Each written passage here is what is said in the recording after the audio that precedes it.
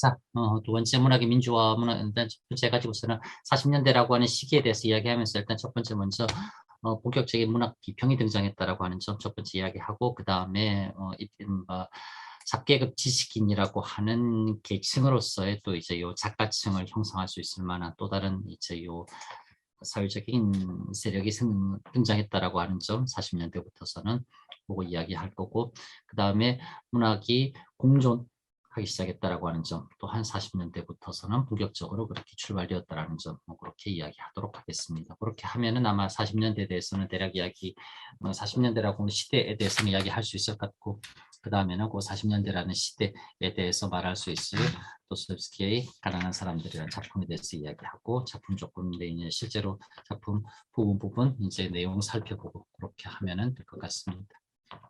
자. 문학의 민주화 그 문학 주체로서 잡계급 지식인의 등장해가지고서는 뭐 이야기하자고 하면은 그 이전 낭만주의와의 대조라고 하는 측면에서 낭만주의라고 하는 것은 어디까지나 귀족들, 낭만주의 시인들이라고 하는 사람들은 대체적으로 뭐 거의 대부분 다 사실은 이제 귀족이라고 하는 이른바 유한계급, 특별하게 문학 이걸 이 직업으로서 문학을 선택해도 되지 선택 안 해도 아무 문제 없는 사람들, 그들이 아주 그냥 요 사회 상층 세속재산 물려받으면서 영지로 뭐 그런 이제 사회 상층 그들의 조금 이제 뭐라고 할까나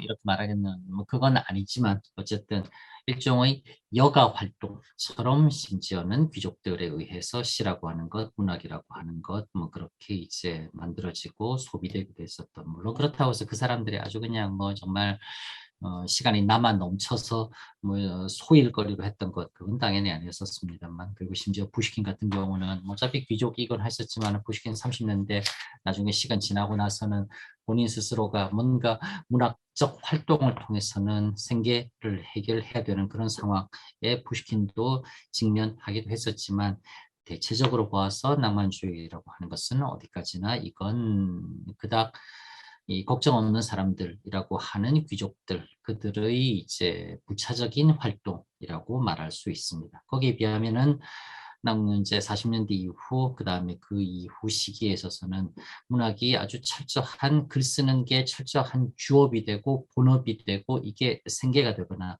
아니면은 귀족이라고 하는 태어날 때부터 아무 걱정 없이 고귀한 신분으로 태어났고 어렸을 때부터 외국인 가정교사들에 의해서 뭐 가정 이제 좋은 교육 받으면서 성장해온 그런 이제 뭐라고 할까는 모든 것이 다 갖추어진 그런 사람들이 종사하던 것이 문학이 아니라 뭔가 부족한 사람들 그것 말고 차라리 저 사람은 다른 걸 해야 될 것 같은 사람들 그런 사람들이 아이러니하지만은 역설적으로도 문학이라고 하는 매우 지금 우리의 관점, 21세기 지금 우리의 관점에서 보았을 때는 아주 수지 안 맞는 일에 그렇게 그냥 본격적으로 투신하는 사람들이 많이들 생겨나더라고요.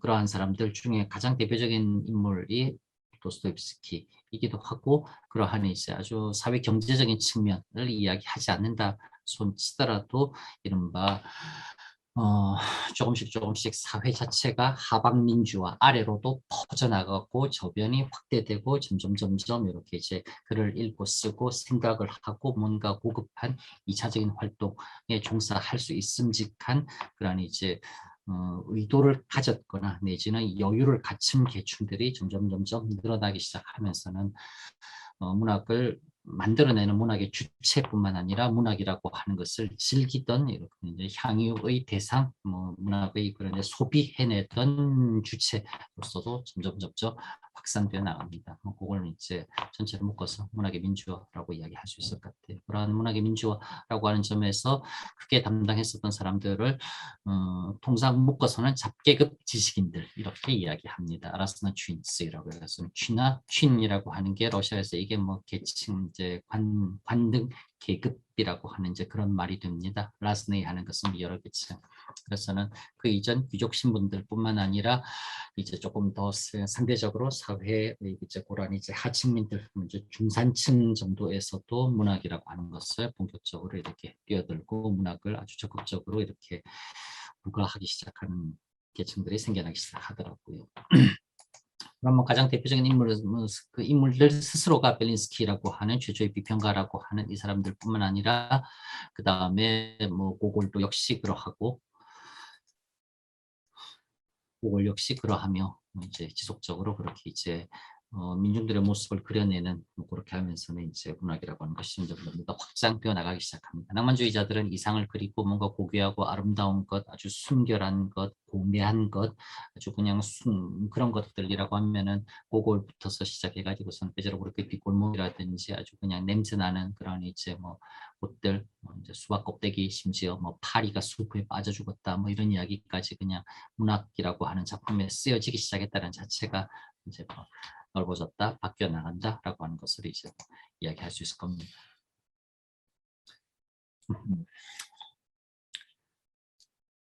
그러한 이제 문학의 민주화, 그 다음에 또 이 잡계급 지식인들을 비롯한 상대적으로 귀족이라고 하는 아주 좁은 세력에 의해서 독점되다시피 했던 문학에서 조금씩 문학이 더 폭이 넓어지고 조금씩 더 이렇게 깊이가 깊어지던 그러한 이제 상황에서는 40년대부터서는 이제 알렉산드르 게르첸이라고 하는 사람 역시 뭐 그렇게 생각할 수 있을 테고, 그 다음에 이제 이러한 사람들을 포함해서는 40년대 들어오면서 러시아 사회는 수직적으로 다양화되기 시작했다라고 하는 점, 뭐 이런 정도는 이제 조금씩은 언급하기 시작할 수 있을 것 같습니다.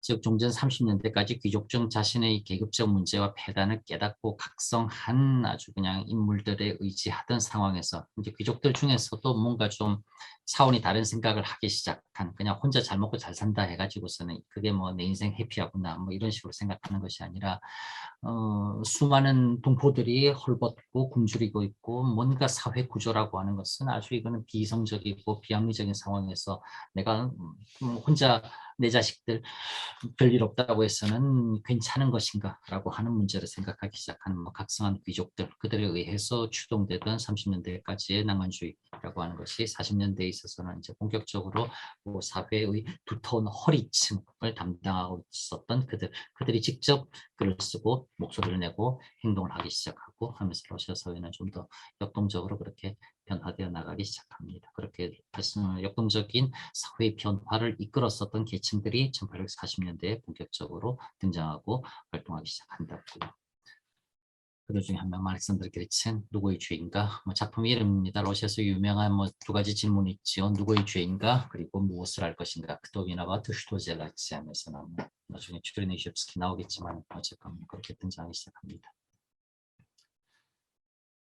뭐 결론 이야기하자고 하면은 러시아 사회 읽고 쓰는 독서 대중과 계층이 대폭적으로 증가했었고, 이런 현상과 맞물려서 전통적인 귀족 출신이 아닌 이런 다양한 계급의 유익과 활동으로 인해 이들 통칭해서 이른바 잡계급 지식인들이라고 불리는 사람들이 전면에 등장하기 시작하더라고요. 40년대부터서는. 결국 이러한 러시아 내부 시선의 다양화, 다각화는 이전 낭만주의자의 관점에서 미처 포착하기 힘들었었던 러시아 사회의 뭐 이제 이 기저층에 대한 시선 언급들이 새롭게 부각될 수 있는, 어떻게 생각하자면 너무나 자연스럽다 싶은 그런 이제 계기가 그렇게 만들어졌다라고 생각할 수 있을 것입니다. 그 다음에 40년대 또 하나 더 이야기할 수 있을 만한 것은 문학이 본격적인 공존이 시작되었다라고 말할 수 있습니다. 뭐 계속 이야기하지만은 요 시대 때 이런 것만 있었다라고 하는 것은 당연히 아닙니다. 낭만주의라고 하는 어떠한 그런 이제 시대적인 역사적인 흐름에 있어서 시라고 하는 것이 대표적인 주요한 장르였었지만은 그것만 있었던 것은 당연히 아니었어요. 역시 마찬가지로 뒤집어 이야기하자면 리얼리즘이라고 하는 식이 아무리 소설이 리얼리즘의 뭐 가장 이제 이 중핵적인 역할을 차지했다 손치더라도 리얼리즘의 시기에 소설만 있었던 것은 당연히 아니랍니다. 그러니까 그것 말고 메인스트림이라 할 수 있을 그것 말고 다른 것들도 당연히 그렇지만은 함께 있었어요. 근데 그렇게 함께 있기 시작한 그 양상이 본격적으로 시작된 것, 그건 역시 1840년대에 붙어 있다라고 그렇게 말할 수 있을 것입니다. 낭만주의라고 하는 시기에는 어찌되었건 뭐 이제 드라마 작품도 있었고 낭만주의도 역시 소설이라고 하는 소설의 효시를 할 수 있을 산문 작품들도 있기도 있었지만은 낭만주의라고 하는 그 시기에는 어찌되었건 그럼에도 불구하고 결국은 시라고 하는 게 지배적인 장르로서 활동했었다라고 하면은 낭만주의가 끝나고 난 그다음부터서는 다른 장르들도 거진 많이들 성장해 올라와서는 어깨를 겨루듯이 하면서 그렇게 함께 존재하기 시작했었더라고요. 그건 문학사라고 하는 어떤 역사적인 흐름, 변화, 발전, 교체를 추적한다라고 하는 과목, 우리 이번 학기 이런 과목의 성격에서는 조금은 눈여겨서 보아야 될 그런 지점들이 될 겁니다.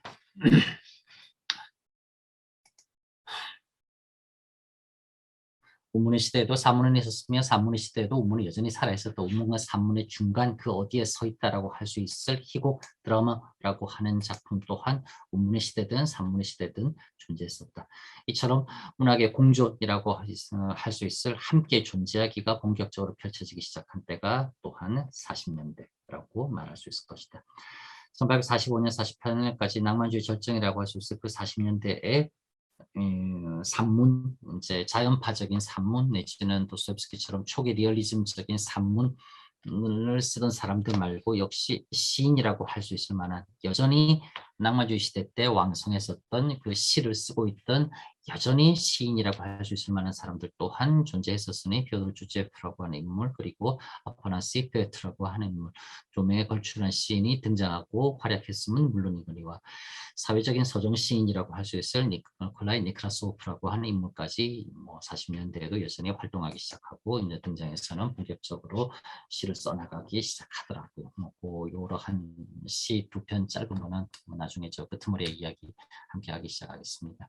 그리고 낭만주의 시대인 19세기 전반기 알렉산드르 그리보이도프 지혜의 슬픔, 그 다음에 니콜라이 고글, 검찰관 등등의 이제 희곡 드라마의 계보를 넘겨받아 희곡을 명실상부 러시아 리얼리즘의 그런 절정으로까지 끌어올린 알렉산드르 오스트롭스키라고 하는 사람, 이 사람이 활동을 시작한 시기 또한 1840년대라고 말할 수 있습니다. 나중에 우리 이제 1880년대 리얼리즘의 시기 끝나고 그 다음에 도스토옙스키 81년에 죽고 투르게네프 83년에 죽고 톨스토이가 80년대 중반에 나는 더 이상 예전처럼 글 안 쓸래 하면서 절필선언 해버리고 하면서는 위대한 리얼리즘의 트로이카 도스토옙스키, 톨스토이, 투르게네프 세 사람이 다 이른바 문학적으로는 사망하고 난 뒤 그 다음 바톤을 넘겨 이어받다시피 해서 등장한 사람이 바로 러시아라고 하는 좁은 울타리 뿐만 아니라 전 세계 문학, 좀 더 정확하게는 전 세계 희곡에서 아주 20세기 모던한 20세기의 현대적 희곡의 본격적 등장을 알렸었던 안톤 파블로비치 체호프라고 하는 사람이 80년대 후반 90년대부터서는 본격적인 희곡 작품 쓰기 시작합니다. 우선 이야기할 때 그냥 체호이라는 사람 등장했어요. 그 사람은 쓰기 시작했습니다. 태어나서는 어렸을 때 힘들어서는 그냥 모스크바 대학 의과대학 다닐 때부터 여러 꽁트 시작하고 그렇게 단편 쓰면서 그냥 글재주 좀 키워나가다가 나중 시간 조금 들면서는 이제 드라마 작품도 쓰기 시작했고 드라마 작품도 훌륭한 거 많이 썼어요. 라고 심플하게 말할 수 있는 것은 당연히 아닙니다. 몇 번 이야기하고 강조하지만은 그냥 아무것도 없다가 고요하게 흘러가다가 불쑥 누가 한 명 등장하고 또 역시 지나가다가 또 역시 마찬가지로 갑자기 누군가 한 명 등장하고 보자고 하면은 그럴 수 있겠지만 당연히 사실은 그렇지 않아요. 우리 눈에 이른바 그냥 아직 본격적으로 러시아 문학을 들여다보고 있지 않은 우리 상황에서 보자고 하면은 그래도 얼핏 지나가다가도 한 번쯤은 이름은 들어보았다 싶은 뭔가 굵직굵직한 인물들이 있으니 그 사람들이 그냥 듬성 존재하면서 그 사람은 그냥 아주 뛰어난 스타 플레이어니까 그냥 혼자 그렇게 존재하고 그 사람들 덕에 대충 러시아 문학이 그래도 굴러갔겠구나 라고 생각되지만 실은 그러한 대충 보았을 때도 충분히 보이는 그 스타 플레이어들 중간쯤에 그 스타 플레이어들이 나오도록 받쳐주고 있었던 수많은 다른 이러저러한 사람들 역할들도 얼마든지 있었습니다. 그러한 경우들까지를 함께 살펴보면서는 모든 것이 결국은 그냥 갑작스럽게 그냥 누군가 불쑥 생겨나고 누군가 그냥 문득 등장해 가지고서는 그렇게 등장한 몇몇 거장들이 끌고 나간 것이 문학사라고 하는 것이 아니라, 문학사라고 하는 것은 어디까지나 흐름에 의해서 지속적으로 무언가 연결되어 나가던 어떠한 이 궤적이다라고 하는 것, 그걸 이해하는 것이 문학사 수업에서는 매우 필요합니다. 그런 관점에서 보자고 하면은 당연히 1880년대, 1890년대 러시아 드라마라고 하는 것을 그냥 보기에는 문득 혜성처럼 등장해서는 끌어올린 인물처럼 보이지만은, 그 사람이 그렇게 하기 위해서는 중간에서 열심히 받쳐주었던 또 다른 사람들도 있다고요. 그런 사람들이 지금 여기 보이는 알렉산드르 오스트롭스키와 같은 인물들입니다. 우리가 그냥 몰라서 그렇지, 알렉산드르 오스트롭스키 1800 리얼리즘의 시기에 수많은 리얼리즘 작가들이 소설로서 러시아 삶의 모습을 반영하고 뭔가 선도인다라고 하고 있을 때, 오스트롭스키라고 하는 인물은 드라마로서 러시아적 삶의 모습을 충실히 반영해내고, 또한 통찰로서 사람들에게 이 성찰할 수 있는 거리를 지속적으로 주고 있었던 인물이었습니다. 그래. 나중에 모스크바 가게 되면은, 모스크바 빚으로 모스크바 가게 되면은 발쇼이 극장이라고 하는 곳 충분히 한 번쯤은 들러보겠지요. 발쇼이 극장. 발쇼이 극장이랑 90도 이렇게 딱 틀어 앉아서 있는 곳이 말로이 극장이라고선 따로 있어요. 발쇼이 극장 하는 곳은 이제 그 오케스트라석이 있어가지고서는 발레라든지 이러저러한 무대 공연들, 오페라 작품들, 그걸 할 수 있는 규모가 큰 극장이고, 말로이 시아트르라고 하는, 말에서 할 수 있는 것처럼 그 말로이 극장은 이제 연극을 전용으로 무대에 상연하기 위해서 만들어졌었고, 실제로 그러했었던, 그러다 보니 오케스트라 피트가 없습니다. 그래서 극장 규모가 상대적으로 좀 작아요. 그냥 그래서는 그냥 큰 대극장, 소극장 뭐 이런 식으로 그냥 아무 이런 거 없이 그냥 부르기 시작했었던 그러한 상황입니다. 말로이 극장 앞에 보면은 어떤 사람이 이렇게 의자에 이제 커다란 이제 안락 의자에 이렇게 앉아가지고서는 잔뜩 뭔가 인상 찌푸리고 있는 사람이 누군가 한 명 있습니다. 연극 전용 극장 말로이 극장 앞에 앉아 있는 동상, 그 사람이 알렉산드르 오스트롭스키라고 하는 이 인물이에요. 그렇습니다. 1840년대 자연파의 관찰의 시기라고 하는 바로 이때 나중 본격적으로 문학적인 이름을 떨치게 된 19세기 후반의 리얼리스트들 모두 역시 본격적인 활동을 개시했습니다. 이반 건초로프, 이반 두르게네프, 레프 톨스토이, 퓨어드르 도스토옙스키 등등이 1840년대에 다들 처녀작품, 데뷔작품 발표하기 시작하면서는 이제 싹을 보이기 시작했습니다. 톨스토이가 조금 상대적으로 늦긴 하긴 하지만, 이처럼 비평의 가세와 더불어 시, 산문, 드라마 등 문학의 전통적인 모든 장르가 활발하게 충분히 독자적으로 제 기능을 다하며 역동적으로 창작, 공유, 발표된 1840년대는 러시아 문학의 황금기를 예고하는 본격적인 서막의 시대였다라고 충분히 말할 수 있을 것입니다. 계속돼 버려서 말하지만 모든 것이 의미 없이, 아무런 역사적인 인과관계 없이 문득 생겨난다라고 하는 것은 생각할 수 없습니다. 심지어는 문득 생겨났다, 갑자기 그런 일이 일어났다라고 보이지만은, 그러나 그것은 다시 한 번 더 생각하자고 하면은 그러한 저류에 흐르는 역사적인 인과관계를 우리가 미처 깨닫지 못한 상태에서 그게 그냥 갑자기 문득 생겨난 것처럼 보이지만, 그러나 사실 그게 그렇게 문득 생겨난다라고 하는 것은 없습니다. 가장 대표적으로 예를 들어서는 세계 제1차 세계대전이 벌어졌던 것, 뭐 이제 세르히오 프린치프라고 하는 보스니아의 청년이 당시 이제 오스트리아 헝가리 제국의 지배를 받고 있던 상황에서 자기 이제 그 세르비아를 방문했었던 오스트리아 제국의 황제를 암살하니까 오스트리아가 그냥 이제 마치 울고 싶은데 뺨 때려준 것처럼 뭔가 이 피지배 식민지 국가들을 간섭할 기회만을 노리고 있다가 거기를 순방했던 자기의 황제가 암살을 당하는, 그냥 뭐 기다렸다는 듯이 세르비아를 침략하면서는 전 유럽이 전쟁이라고 화약고에 그냥 빨려 들어간 것처럼 그렇게 이야기하면서는 그냥 프린치프라고 한 청년의 한 발의 총성으로부터 문득 갑자기 전 유럽이 전쟁의 포화에 휩싸였다라고 흔히들 말하지만, 그러나 그건 당연히 그런 거 아닙니다.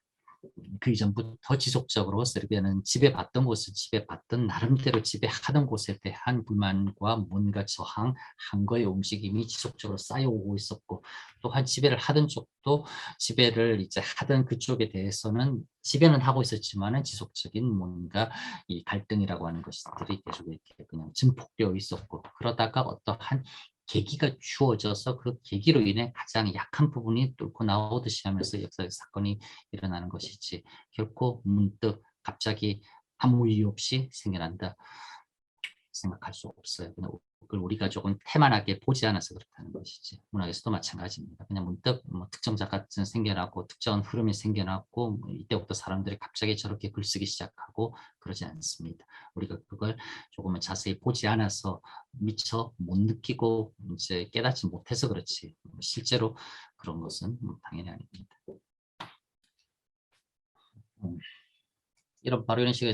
이런 시기가 바로 1840년대 낭만주의에서 리얼리즘으로의 전환의 시기, 자연파가 주된 흐름을 보여주었던 시기이다.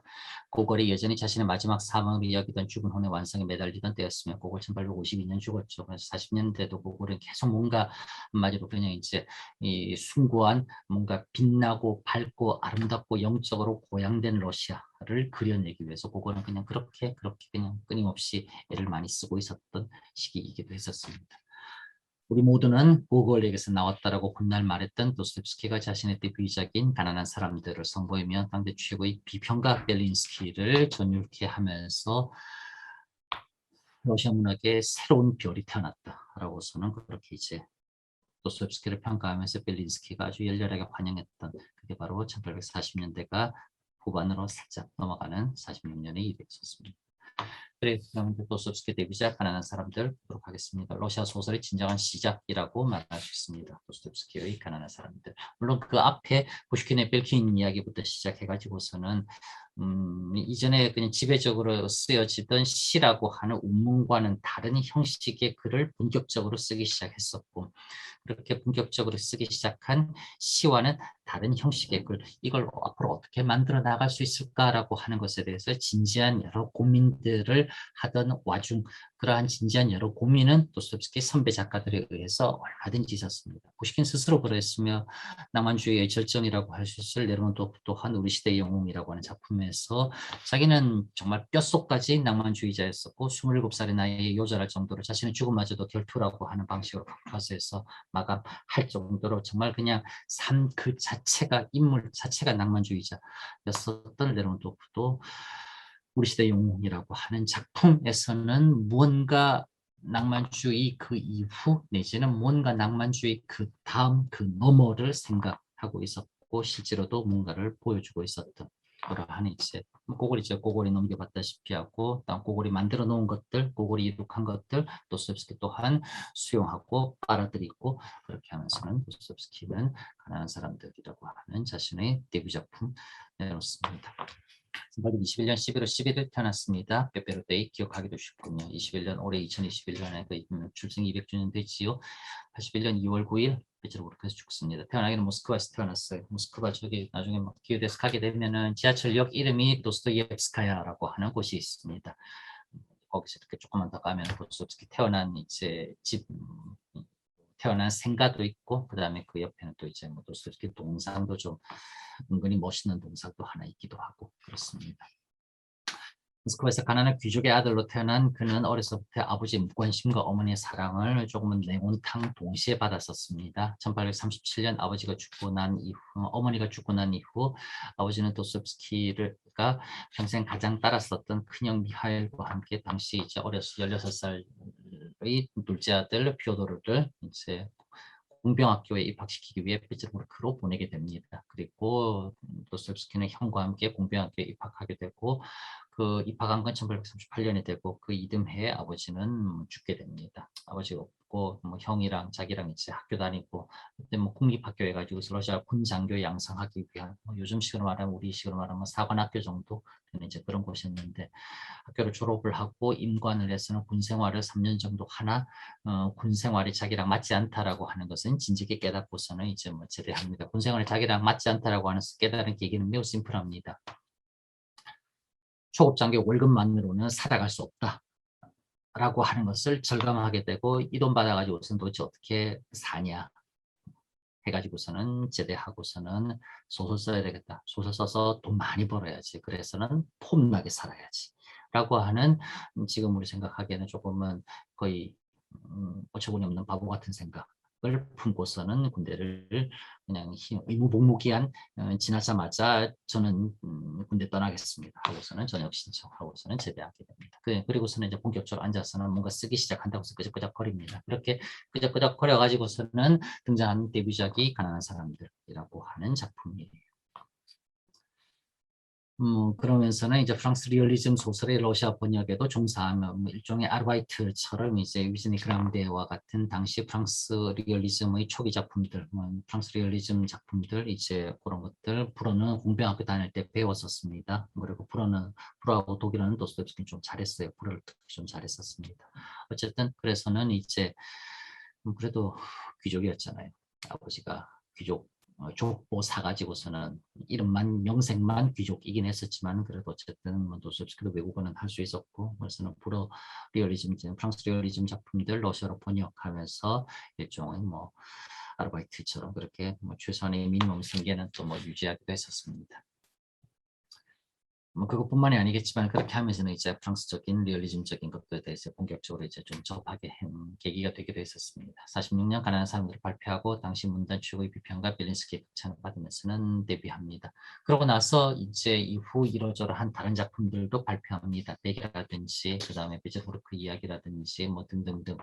그러나 그 이후에 나오는 작품들은 데뷔작 가난한 사람들만큼은 그렇게 큰 임팩트는 사실은 조금은 없었습니다.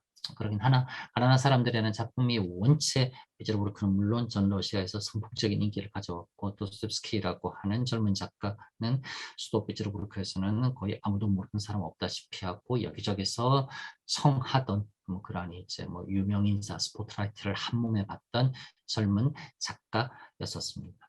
그러면서 1840년대 이전부터서는 생겨나기 시작한 조금은 급진적인 뭐라고 할까나 이 서구 사상을 급진적으로 수용하던 모임이 하나 둘씩 생겨났고 거기서 도스토옙스키라고 하는 당시 수도에서 가장 핫한 청년이었으니 도스토옙스키를 데려와서는 이제 함께 하자라고 하게 되고 그닥 별다르게 이런 거 못 느꼈었지만 어쨌건 자기를 청하니 가주었던 도스토옙스키 그러면서는 이제 고대를 주시하고 있었던 황제의 비밀 경찰 그래서 결국은 그러한 젊은 급진적 서구 사상에 무분별하게 빠져 있는 청년들을 싹을 잘라내기 위해서 일부러 모르는 척 해가지고서는 걔네들이 더 왕성하게 활발하게 활동하게 만들고 그래서는 때를 기다려서는 순식간에 일망타진하기 위해서는 계획되었던 사건 그게 페트라슈프스키라고 하는 주동자 이름을 딴 젤로 페트라슈프스코보라고 하는 페트라슈프스키 사건이라고 하는 것이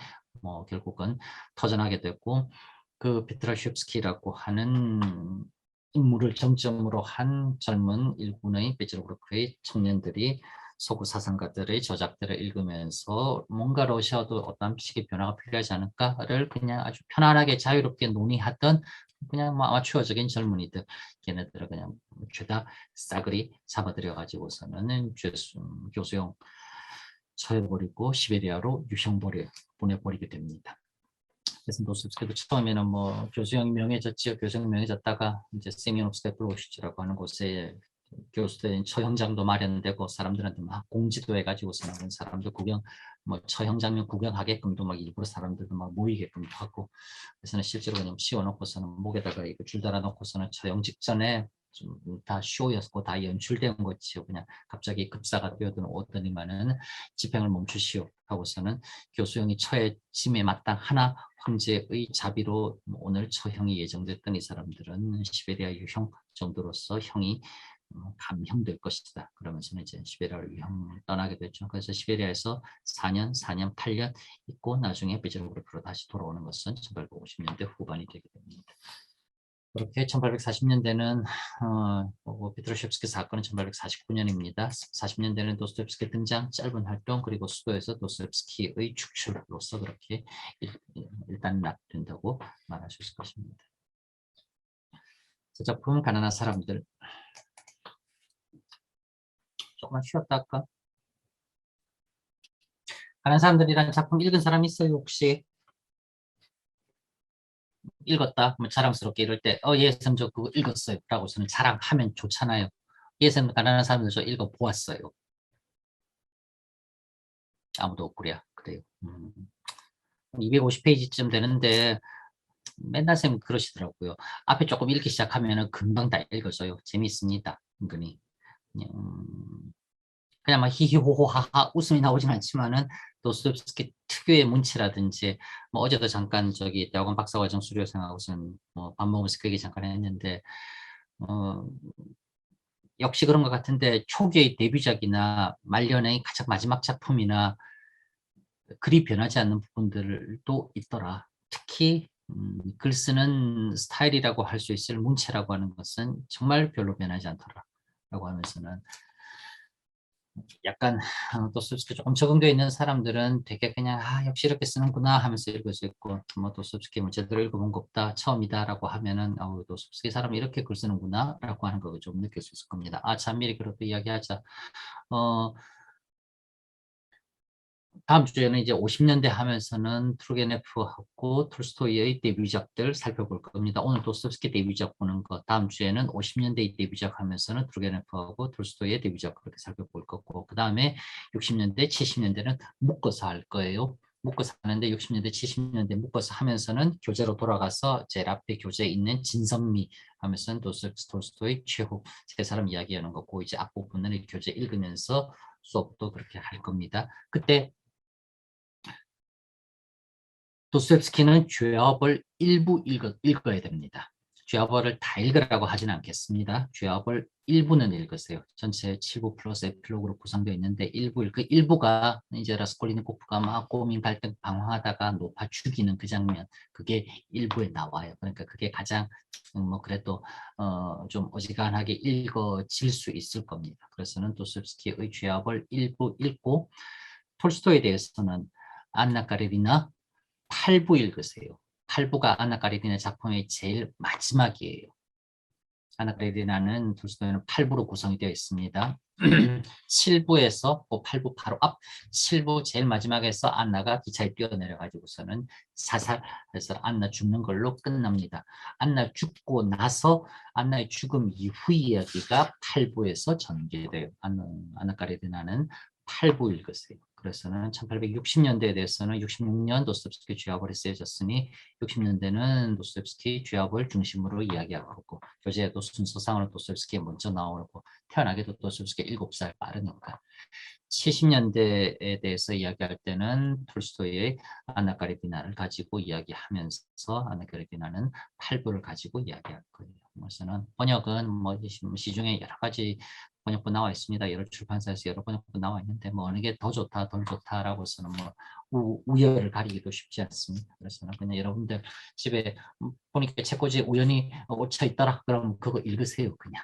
그 다음에 찾아보니까 진짜 하나도 없네 하면은 그때는 그냥 아무거나 하나 사세요. 그래서 그냥 도서관에서 한번 보든지 해서는 여러분들 좀 손에 잘 맞고 눈에 조금 잘 맞아서 읽기 편한 것 그걸 사세요. 그게 읽는데 결국 역시 좋아요. 그래서 실물책을 먼저 한번 슬쩍 보고 나한테 이런 게 좀 마음에 드는데 라고 하는 자기 조금 더 땡기는 것 그거 사서는 열심히 읽었어요. 그래서 도스토옙스키 죄업을 1부 안나 까레리나 8부 그렇게 읽도록 하세요. 미리 예고했습니다.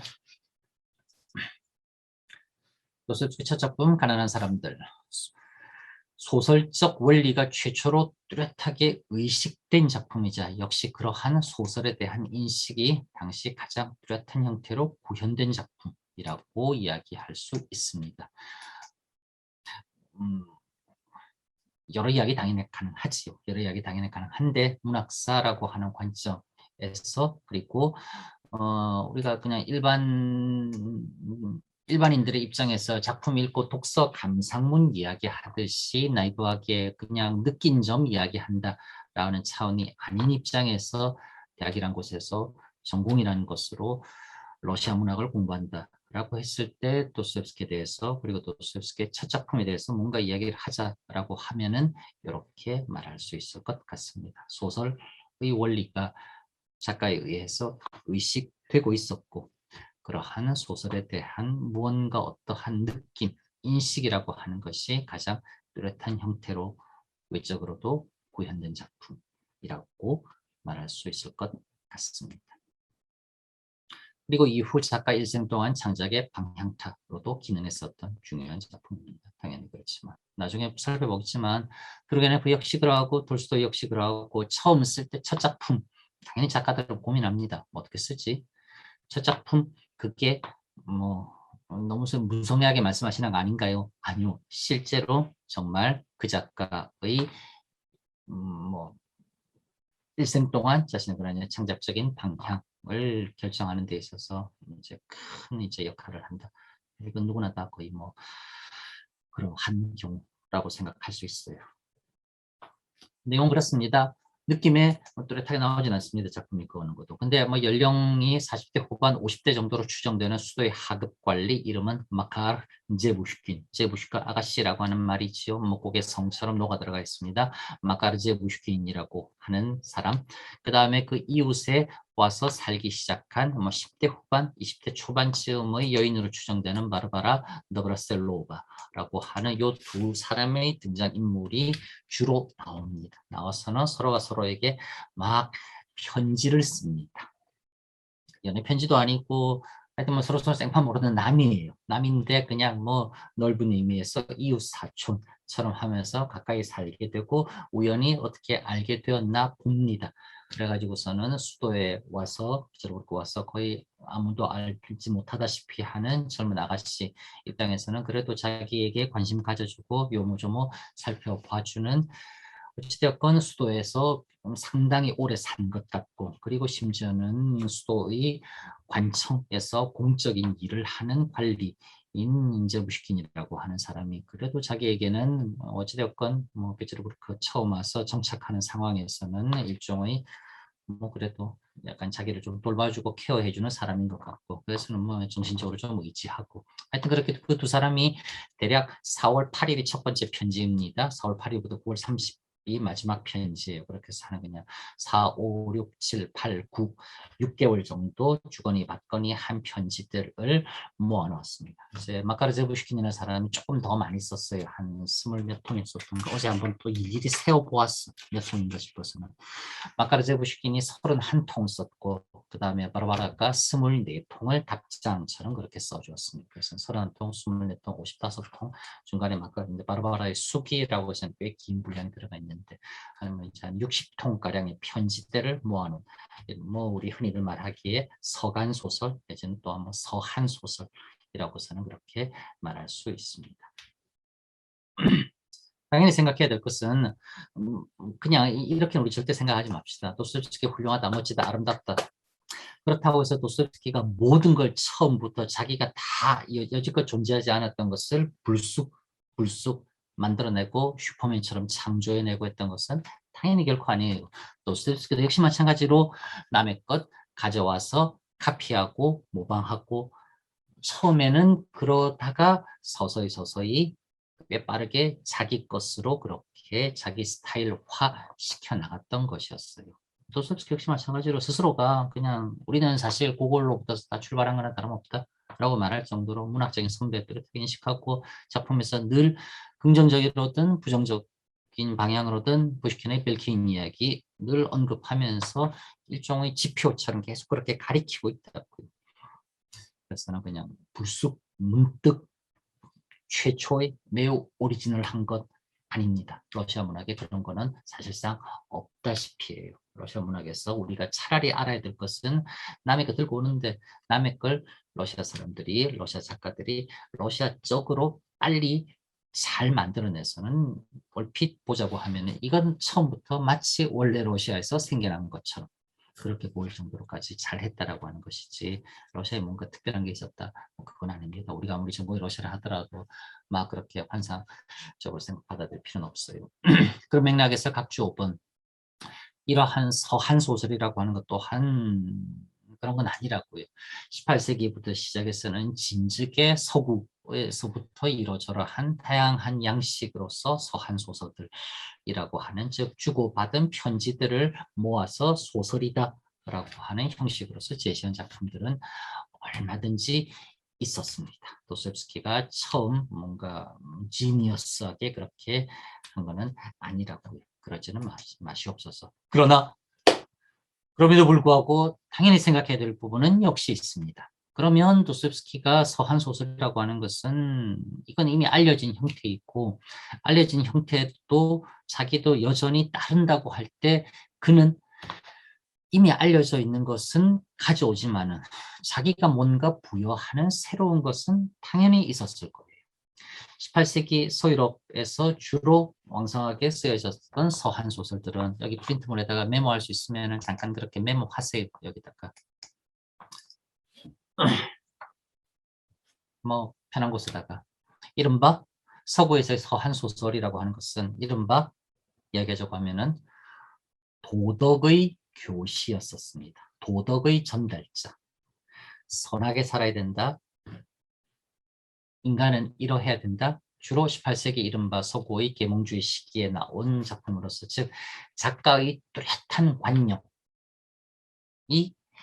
두 사람이 주고받는 듯한 편지 형식으로 위장되어서 그냥 녹아 들어갔을 뿐이에요.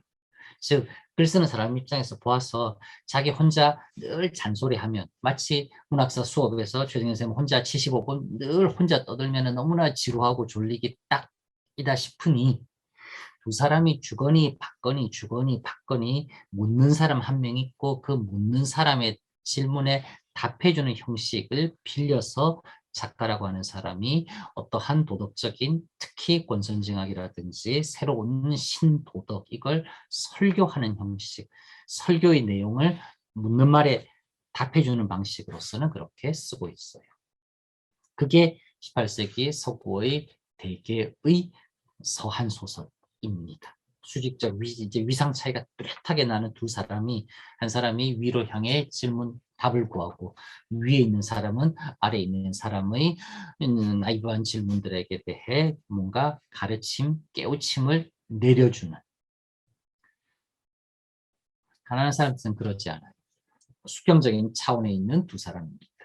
역시 찢어지게 가난한 나이만 많이 먹은 그 나이 먹고도 여전히 하급 관리에 불과한 마카르제부슈킨이라고 하는 매우 변변치 않은 노인.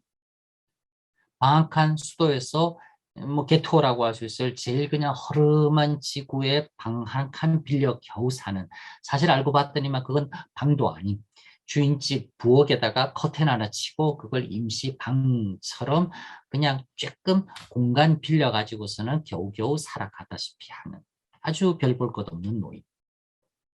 시골에서 베테르부르크 거의 무작정 상경하다시피 해가지고서는 역시 베테르부르크 수도에서 가장 싸구려 방 겨우 빌려서 살고 있는 사람. 그 두 사람 수평 뭐 그냥 따집시다. 그럼 제목이 가난한 사람들이잖아요. 그러니까 가난이라고 하는 경제적 관점에서 봤을 때 이 두 사람은 같은 차원이에요. 그러니까 사람들에서는 복수지 한 명도 아니잖아요. 하지만 이 두 사람의 차이는 조금은 있습니다. 중요한 차이라고 말할 수 있는 게 뭐냐니까 마카르제부슈킨이라고 하는 사람은 마치 고걸에서의 외투에서 아까끼의 위치처럼 관청에서 서류 정서하는 일, 즉 자기 글을 쓰는 사람이 아니에요. 누군가 윗사람이 급해서 초안, 기획안 쓱쓱쓱 쓴 것을 깨끗하게 누구든지 알아볼 수 있도록 그리고 좀 장식 곁들여서 멋지게 새로 옮겨 쓰는 일. 자기 글을 쓰는 사람이 아니라 남이 써놓은 글을 옮겨 쓰는 자기의 존재는 거의 투명하다시피 하는. 바르바라 더브라셀로바는 조금 달라요. 그래도 시골에서 베테르부르크로 상경을 했지만은 그래도 어렸을 때 조금은 이제 교육받고 해가지고서는 최소한의 감시관은 있습니다. 문학적인 감시관. 나이는 어리지만은 뭔가 사회에 대한 그러한 이제 역할에 대한 감식, 뭔가 좀 볼 줄 알고 판단하는 정도의 분별력은 오히려 바르바라 더브라셀로바라는 바르바라 이쪽이 더 많아요. 그러긴 하나 바르바라 또한 어쨌든 자기가 나이도 어리고 등등등한데 자기를 그래도 성심껏 돌봐주려고 하는 마카르제부슈킨에게 그러지 마세요, 이러세요, 저러세요 라고 아주 그냥 조금은 외람되게 도드라지게 그렇게 요구하진 않습니다. 권유하듯이 이게 더 좋지 않을까요? 이런 게 낫지 않을까요? 라고서는 자신의 의견처럼 마카로에게 그렇게 제시를 하고 있습니다. 어쨌건 이 두 사람은 뭐 이야기하자고 하면은 기존의 서구의 즉 러시아 바깥에서 한 소설이라고 하는 것이 압도적인 요 수직적인 높이 차이로 인해서는 자신의 작가의 의견을 담아서는 위에서 아래로 내려보내는 형식으로 하면은 도스토옙스키의 서한 소설이라고 하는 점은 그냥 같은 평면에 있는 같은 요 수준에 있는 요 두 사람이 서로 여러 가지 문제들에 대해서 의견을 주거니 받거니 나누면서 교환하고 하는 형식으로서 구성되어 있어요. 그래서는 뭐 형태 자체는 기존의 것을 가져오나 그러나 그 형태에 담겨 있는 전개 양상 기본적인 많은 점들은 다릅니다. 그 점에서 우리가 가장 먼저 생각해야 될 부분은 뭐냐니까 시점의 분리라고 하는 지점입니다. 시점이라고 하는 거 포인트 오브 뷰에서는 러시아로서는 도슈카즈레니아라고 해가지고서는 이제 보고 생각하고 판단하는 출발점이 된다라고 하는 그런 시점이 분리되어 있다라고 하는 점. 요건 낭만주의에서 그 다음 낭만주의로 넘어가면 있어서는 아주 사실상 거의 가장 중요하다라고 말할 수 있는 지점이에요. 몇 번 이야기했었지만은 낭만주의는 어디까지나 시인이 압도적이에요. 시 쓰는 사람 자기가 세상 모든 걸 다 알고 있고 자기를 세상의 모든 사람들은 아무도 자기를 이해하지 못하고 있고 자기는 결국 낭만주의에서 시인 내지는 낭만주의에서 시 쓰는 사람은 혼자예요. 자기가 세계를 바라보고 자기가 바라보는 세계를 다른 사람들은 이해하지 못합니다. 그리고 자기는 자신의 이념, 관념 속에서 또 세계는 이렇게 변화해야 되고 하는 것을 독백처럼 시라고 하는 장르의 노래처럼 읊어놓아요. 거기서 달라지자 푸시킨도 이미 느끼기 시작했었고 그래서는 빌긴 이야기할 때나 우리 시대 영웅 이야기할 때나 글 쓰는 사람이 다른 조그마한 이야기들이 겹겹의 구조 속에 수직적으로 안으로 들어가거나 수평적으로 넓게 들어가거나 하는 등등 즉 한마디로 쓰는 사람, 보는 사람들이 다 제각각인 이야기들을 어떠한 외적인 틀로서 묶더라라고 하는 구조를 이야기하기 시작했던 것. 그게 낭만주의자였었던 푸시킨도 낭만주의자였었던 르르몽토프도 느끼기 시작했다라고 하는 점. 무엇을 혼자 이야기하는 것에서 벗어나야 된다는 거. 그렇게 혼자 보고 자기만 판단하고 자기 생각만 이야기하는 게 아니라 그렇게 바라보고 판단하고 이야기하는 자기를 역시 바라보고 판단하고 자기에 대해서 이야기하는 또 누군가를 만들어냅니다. 그리고 그렇게 만들어내는 두 사람이 서로 주거니 받거니 상대에 대해서 이야기하면서 진행되어 나가더라고요. 그게 소설이에요. 소설이 그겁니다. 즉 이야기하자고 하면은 낭만주의는 시인의 독백, 노래, 읊조림, 소설은 소설 작가가 등장인물들 서로 간에 주거니 받거니 이야기 나누면서 같은 이야기에는 화합하고 다른 이야기에는 첨예하게 갈등이 불거지고 결국은 그렇게 갈등이 불거지면서 서로 간에 말싸움 정도에 그치는 게 아니라 심하면은 심지어는 죽고 죽이기도 할 정도로까지 격렬한 갈등을 만들어내고 갈등이 증폭되고 갈등이 결국 어떤 식으로든 해결되면서는 막을 내리도록 하는 한편의 구성으로 만들어내는 게 소설이에요. 그러한 소설의 시작을 도스토옙스키가 어렴풋하게나마 위에 자기 선배들 했던 것들을 보면서 어렴풋하게나마 뚜렷이 느낀 아이러니하지만은 어렴풋하게나마 뚜렷이 느낀 도스토옙스키가 그러면 서로 다른 뭔가 사람들 이들 간의 이 사람은 이 말하고 저 사람은 저 말하는 것 이걸 어떻게 하나의 틀로 묶을 수 있을까라는 생각 끝에 자연스럽게 아주 영리하게 얻은 해답으로서는 그럼 서로 편지 주거니 받거니 하는 걸로 하자. 편지에는 자기 이야기 쓰잖냐. 이건 그러면은 마카레의 편지는 당연히 마카레의 이야기라고 마카레의 생각이라고 말은 우리는 생각해야 되는 거고, 바르바라가 마카레에 대해서 답장하는 것은 마카레의 말에 대해서 바르바라가 반응을 하는, 바르바라가 어떤 식으로든 마카레에 대해서 이제 자기의 의견이 나올 수밖에 없는, 찬성을 하든 반대를 하건 제3의 의견이건 의견을 아예 들은 척 안 하고 무시를 해버리건, 이건 어쨌든 바르바라의 관점이고 시선이고 바르바라의 판단이고 바르바라의 말이 서로 주거니 받거니 주거니 받거니 보고 가는 시선, 시점의 교차, 그리고 그 두 인물의 상대를 향한 말들이 서로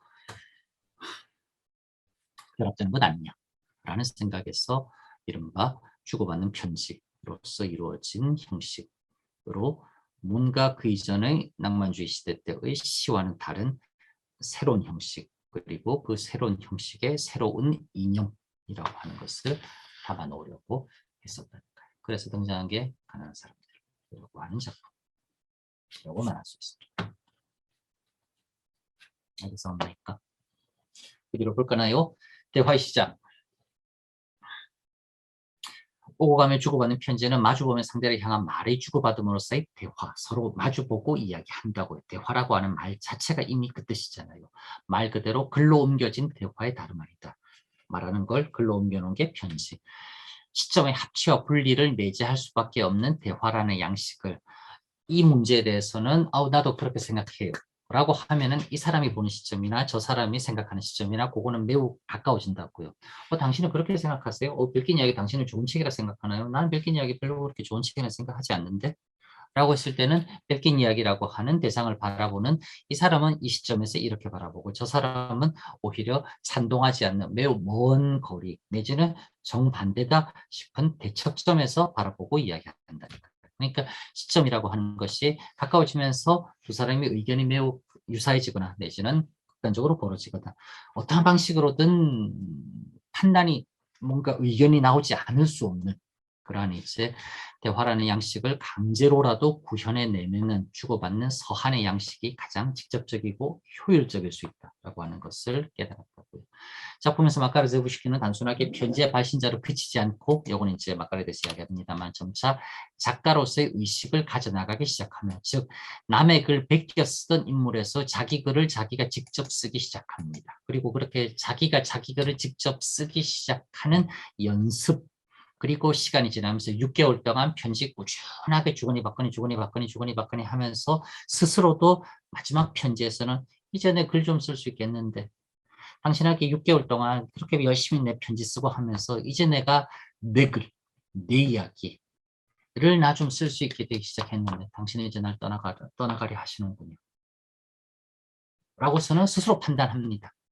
남의 글만 뺏겨 쓰는 걸로 평생을 살아오다 당신 만나서 6개월 동안 주거니 받거니 편지 나누고 대화하고, 나중에 작품에는 관청에 나가면 주변 사람들하고는 아무도 말하지 않는다고 해요. 그러나 바르바라하고는 말합니다. 매우 많은 말들을 합니다. 그리고 매우 적극적으로 매우 자주 이야기하기 시작해요. 그렇게 마카르제부시키는 한마디로 그냥 단순하게 글을 쓴다라고 하는 것도 생각할 수 있겠지만, 결국은 삶의 의미를 찾아가기 시작하는, 아주 주체적으로 자기가 직접 찾아서 내 삶은 이런 삶인가 라고 하는 것을 스스로에게 의미 부여하면서 깨달아가기 시작하는, 그러나 그렇게 시작하는 그 무렵 마카르의 삶은 거기서 끝이 나다시피 합니다. 바르바라가 딴 남자하고 결혼해서는 이제 그 남자 따라서는 다른 곳으로 가면서는 편지를 더 이상 주고받는다라고 하는 것은 이제는 불가능해지는, 그 상황에서 그렇게 끝이 나게 됩니다. 또한 마렌가를 단순히 편지의 수수자로만 생각하지 않고 자신의 작품이라고 할 수 있을 편지에 대한 독자, 그리고 발신된 텍스트의 가치를 결정할 수 있는 독자로서의 적극적인 역할을 이미 미리 마카르제부시킨이 상상하고 머릿속에 그리고 있다고요. 편지를 쓰기도 하지만은 나의 편지를 읽고 아유 잘 쓰셨어요. 마카르 이제 바르바라가 중간중간에 그렇게도 이야기합니다. 아유 마카르 씨 왜 이렇게 오늘 문장이 좀 고르지 않은가요? 글이 좀 여전히 좀 울퉁불퉁합니다. 라고서는 바르바라 또한 그렇게 기분 나쁘지 않는 범위 내에서는 마카르에게 잘하고 있다 못하고 있다라고 하는 것을 얼마든지 지적하고 언급해주고 등등등 하기도 하는 등 한마디로 그냥 일상적인 잡담을 나누는 의미에서 편지를 쓴다라기보다는 마카르 같은 경우는 얼마나 혼자서 독자적인 글쓰기를 내가 할 수 있는가라고 하는 것을 저 사람에게 평가받기 위한 그리고 그 평가를 잘 받기 위해서 더욱 공을 들여서 열심히 쓰기 시작하는 그런 식으로 시간 지나면서는 또 변모해 갑니다. 사실상 본질적으로서는 바렌가와의 미래를 관계를 염두에 두고 있음이 분명하다 할 수 있는 마카르의 편지와 즉 마카르는 아무리 편지에서 그렇게 직접적으로 이야기하고 있지는 않지만 주변 사람들은 다 좀 이상하긴 이상하잖아요. 50 넘어가는 할아버지가 20살 초반의 아가씨하고서는 막 그렇게 편지 주거니 받거니 한다는 거. 뭐 한두 통 안부처럼 할 수는 있겠지만 마카르가 바르바라에 대해서 무언가 다른 의도가 있다라고 하는 것은 어느 정도 충분히 좀 읽혀지기도 합니다. 주변에서는 그걸 오히려 먼저 더 깨닫기도 하고. 어쨌건 바렌가와의 미래 관계를 염두에 두고 있음이 분명하다 할 수 있을 마크엔제 부시키는 편지와 반면 바르바라가 마카르에게 보내는 편지는 바르바라는 20살밖에 안 된 아가씨인데 바르바라는 언제나 자기 과거를 회상합니다. 엄마랑 살 때, 시골에 살 때, 내가 빼째로 부르고 와서 지금 이렇게 어렵게 살지 않을 때, 그때 참 좋았는데요. 하고서는 또 바라바라는 오히려 아이러니하지만은 아주 나이는 어리지만은 과거를 끊임없이 회상하고 있는 과거 자신의 아름다웠던 시절에 대한 아쉬움의 정서가 크게 남아있는 바렌가의 편지 그리고 바렌가의 뭐 이제 짧은 글이라 할 수 있는 앞부분의 숙이라고 하는 부분이 나옵니다. 많은 다른 부분과 함께 작품에서 본질적으로는 두 명이 주고받잖아요. 마카르, 바르바라 등장하는 두 사람은 서로 제각각 다른 인식, 담화, 시점 그게 서로 엇갈리고 있다고요. 그 자체를 드러내면서는 이 작품이 가난한 사람들이라고 하는 소설이 부정적인 의미, 플롯이라고 하는 점에서 부정적인 의미가 분명히 드러난다고. 그러니까 보면은 얼핏 어떻게 보면은 뭐 거기서 거기인 듯한 두 사람. 그러나 조금 더 관심을 갖고 유심히 들여다보면은 아, 이 사람은 조금 이렇네. 저 사람은 또 조금 다르구나. 은근히 다른 점이 많은 두 사람이 그 다른 점들에 대해서 상대에게 자기 이야기를 계속 한다니까요. 그러면서는 그 두 사람 서로가 서로에게 하는 이야기가 은근히 역시 마찬가지로 조금씩 엇나갑니다. 엇나가다가 어떤 부분에서는 또 꽤 엇나가는데 나중에 시간이 지나면 지날수록 두 사람이 은근히 많이 합치됩니다. 합치될 즈음에 바르바라는 결혼을 해서는 다른 곳으로 떠나가야 되는 이제는 물리적으로 완전히 그냥 격리되는 상황으로서는 또 그렇게 전개되어 나갈 거예요. 재밌어요. 읽어보세요. 250페이지쯤 되는데 주말에 한번 보세요. 한번 보면은 앞에 한 10페이지, 또 앞에 첫 번째, 두 번째 편지만 넘어가면은 그다음부터서는 그냥 쭉쭉쭉 읽혀 나갑니다. 그리고 서정적 자아이자 시인의 압도적 세계관이 전방위적으로 등장하는 낭만주의와는 달리 서로 마주보고 서로 마주본다라고 하는 점에서는 푸시킨의 벨긴 이야기, 레르몬토프의 우리 시대의 영웅도 마주보고 이야기하지는 않습니다. 푸시킨의 벨긴 이야기에서는 5명이 다 제각각 다른 이야기를 해요. 그걸 누가 한 명이 묶어놓고 그 위에 또 누가 한 명이 묶습니다.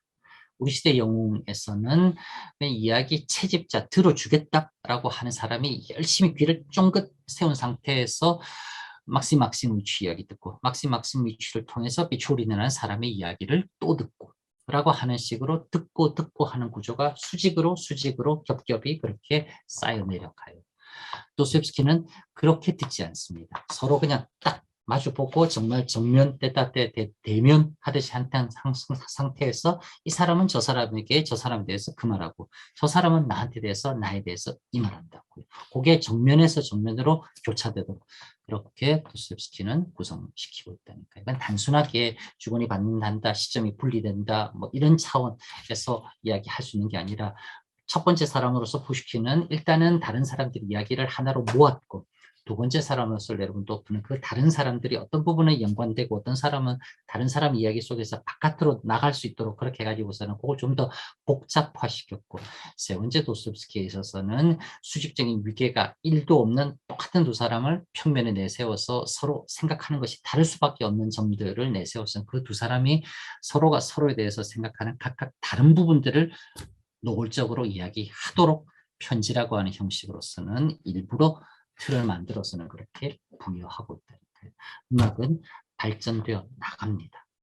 앞사람은 뒷사람은 앞사람이 했던 것에서 받아들이면서 자기도 뭔가 다른 것, 즉 새로운 말을 뒷사람은 하려고 해요. 그리고 그렇게 말해진 새로운 말은 여전히 살아남아서 또 뒷사람에게 수용되고, 그 다음에 오는 그 뒷사람은 이제 자기가 또 다른 새로운 말을 꺼내놓으려 합니다. 문학만 그러냐? 그러지 않아요. 모든 게 다 그렇다고 말할 수 있어요. 어떻게 생각하자고 하면은 가장 평범하다 싶지만은, 그러나 결코 평범하지 않고 알아차리기 쉽지 않고 구현하기는 더더욱 쉽지 않은 이 원리가 여전히 작동하고 있다. 직접적으로 직접적으로 관계를 맺고, 그래서 갈등을 빚을 수도 있는 상이한 복수의 축이 있을 수 있다라고 하는 사실을 처음에 도스토옙스키가 주목했다고 하는 점. 그리고 이 두 축이 함께 존재할 수 있고, 그리고 그 함께 존재하는 두 축, 어떻게 생각하자고 하면 이게 리얼한 세상이라니까요. 우리가 살고 있는 진실한 세계는, 우리가 살고 있는 이 세계는 나 혼자 생각으로서 나만 살고 있는 세계가 아니라고 하는 것. 나하고 똑같은 가치론적인 면에 있어서는, 그러나 나와는 당연히 다를 수 있는 시점, 존재가 나와 함께 존재한다라고 하는 이 점, 이걸 깨닫는 것. 그럼에도 불구하고 우리 늘 그냥 잊고 살고 생각하지 않고 살고 나 혼자만의 세계가 돼야 된다라고 생각하지만은, 그것을 문득 다시금 일깨우도록 하는 것.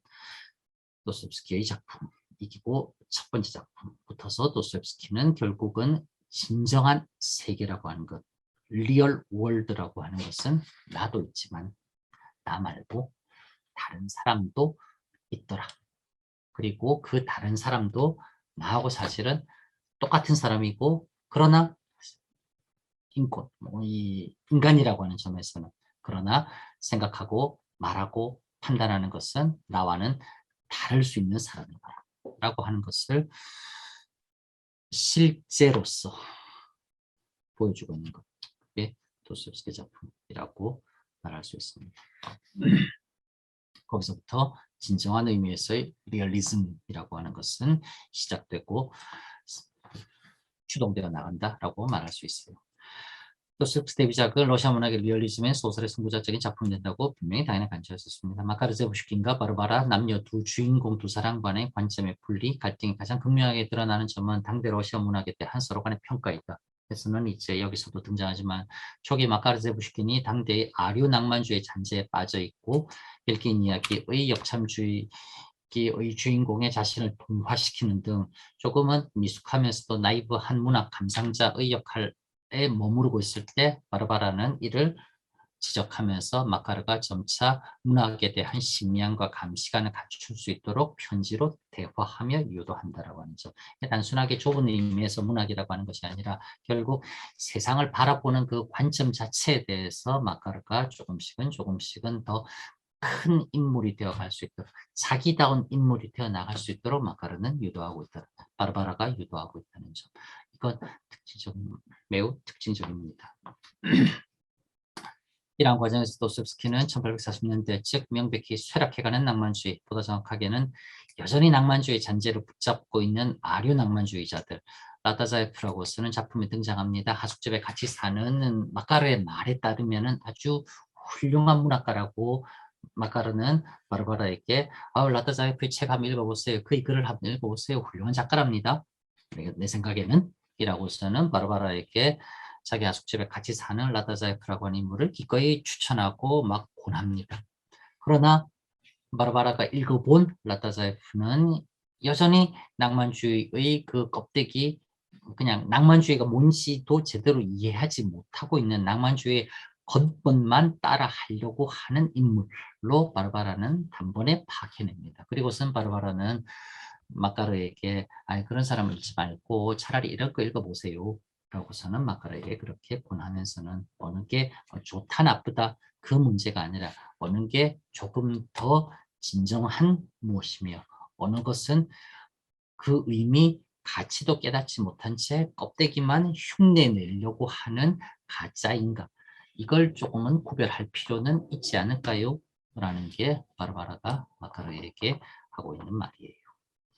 그러면서 마카르도 조금씩 시간 지나면서 마카르 또한 느끼고 깨닫고 심지어 마카르는 자기가 이제 편지를 쓰는 것뿐만 아니라 글도 그럴듯하게 쓰기 시작하고 그렇게 그럴듯하게 글 쓰기 시작하면서 삶에 대해서도 역시 주체적으로 생각하고 판단하기 시작하면서 자신의 존재 의미도 깨달아 나가기 시작합니다. 그러다 두 사람은 결국 그 순간 헤어지고 이별하게 된다는 점.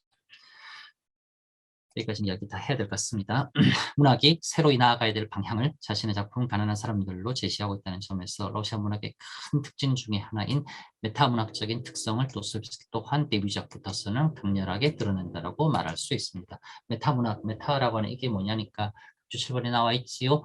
그리스에서 비롯한 접두사 메타의 의미는 무엇에 대한 영어식의 about 정도 의미로서 문학에 대한 문학, 메타 리터레처라고 말할 때 메타피직스, 형이상학이라고 할 때 뭔가 이 사물, 우주, 삼라만상의 움직임에 대한 학문, 즉 그것은 그냥 구체적인 개별적인 물체의 이동이 아니라 그 물체는 왜 이동을 할 것이며 물체 이동은 어떤 의미인가라고 하는 한 차원 다른 고민이라는 점에서 형이상학이라고 말하는 것처럼 메타라고 하는 것은 그것에 대한 한 차원 높은 고민, 즉 문학은 무엇인가, 미술은 무엇인가, 삶이란 것은 무엇인가, 학문이라고 하는 것은 무엇인가, 대학이라고 하는 것은 무엇인가 라고 하는 그 존재 자체에 대한 상당히 높은 고민이라는 점에서 문학은 과연 무엇이며 문학은 또한 어떠해야 될 것인가 라고 하는 것에 대해서 유난히 러시아 문학의 고민들이 많아요. 그래서는 러시아 문학의 주요한 한 특징으로서 메타문학이라고 하는 문학은 이러해야 된다라고 하는 것에 대해서 작가 스스로가 늘 이야기하고 문학은 이러해야 된다라고 하는 것에 대한 작가 스스로의 생각들을 작품이라고 하는 형식을 빌려가지고서는 많이들 써놓고 있습니다. 그게 러시아 문학에서 또 다른 한 특징이고 도스토옙스키 데뷔하는 첫 작품부터 문학은 이러해야 되지 않을까나? 라고 하는 생각을 피츠버그 제국에 살고 있는 진짜 별 볼 일 없어 보이는 50대 하급 관리 할아버지 20살 못 모르고 수도로 덜컥 상경부터 한 아무것도 모르는 역시 20대 초반 아가씨 주고받은 매우 요상야릇한 편지. 그러나 사실 그 편지 묶음은 그렇게 가십성으로 치부할 수 있는 것은 당연히 아니에요. 라고 하는 것을 도스토옙스키는 작품에서 말하고 있다. 즉 도스토옙스키는 그리고 많은 러시아의 훌륭한 작가들은 과거의 문학 전통 중 계승할 만한 것을 선별할 줄 아는 감시관을 갖고 있으며 두 번째, 이를 통해 훌륭한 문학 유산을 수용 오늘의 맥락 속에서 발전, 부활시켜낼 수 있고 내고 있고 스스로가 그 자체가 자기가 해낸 다음 미래 세대를 위한 감시관이 될 수 있는 일종의 유산 전통으로서 굳건하게 벽돌 하나씩 쌓아 올리듯이 그렇게 만들어 나가고 그렇게 새로이 나아가야 될 방향으로서의 문학은 도스토옙 생각에는 단순히 현실의 모방으로서 그림과도 같이 순간의 한 장면을 포착 이를 하나도 빠뜨리지 않고 충실하게 사진 찍듯이 그려내는 평면적이고 나약한 리얼리즘이 아니라 그리고 문학은 작가나 독자 한 사람의 예를 들자면 낭만주의에 대한 찬양이냐 반대냐 등의 일방적인 평가를 내리는 단선적인 진영의 독점물이 아닌 서로 다를 수 있는 복수의 인물과 시점, 목소리가 융화되는 장이 구축되는 즉 다양한 목소리와 의사소통 채널을 축조하는 것이 바로 지금 우리가 살고 있는 이 세계에 대한 진정한 반응이고 진실한 재현, 리프레젠트 존재하는 것을 작가인 내가 예술적으로 창조해서 다시 보여준다라고 하는 재현, 말 그대로의 리프레젠트라고서는 그렇게 생각하고 있다니까요. 도스토옙스키에 있어서 이후 이처럼 세계에 대해서 문학은 진실해야 되며 즉 뭔가 리얼해야 될 것이고 그렇게 그 리얼하다라고 해서 그냥 눈에 보이는 대로만 그려내는 그 리얼이 아니라 그럴 때 문학이라고 하는 글쓰기는 또 환선할 수 있다라고 하는 윤리적인 영역으로까지 그렇게 확대되어 나가고 있더라고요. 요거는 전에도 한 이야기 있지요. 그렇게 될 겁니다. 오늘 여기까지 하도록 하겠습니다. 고생 많았어요. 수고했습니다.